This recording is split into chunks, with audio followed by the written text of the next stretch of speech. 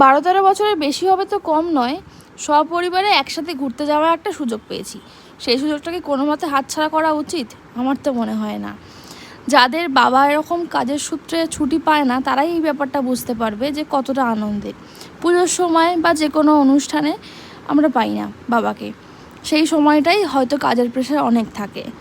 এটা একমাত্র যাদের ফ্যামিলির সাথে ঘটে তারাই বুঝতে পারবে। এখানে বৃষ্টিও কিন্তু আমাদেরকে আটকাতে পারিনি। বৃষ্টিকে এড়িয়ে শিয়ালদা স্টেশনে এসে আমরা উঠে পড়েছিলাম ট্রেনে। যাচ্ছি আমরা মায়াপুরের উদ্দেশ্যে, তো সেই কারণে আমরা বুক করেছিলাম এসি লোকাল, যেটা এখন বেশ অনেক দিন হলোই চলছে। তো ট্রেনটা ভীষণ ফাঁকা ফাঁকা ছিল, তাই আমরা ইচ্ছে মতো এদিক ওদিক সিটি করে বসছিলাম।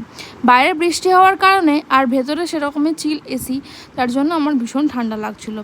আর আমি এরকমভাবেই পা তুলে মানে ট্রেনের টাইমটুকুনি এনজয় করলাম। প্রায় 2-2.5 ঘন্টার মধ্যে আমরা পৌঁছে গিয়েছিলাম কৃষ্ণনগর স্টেশনে।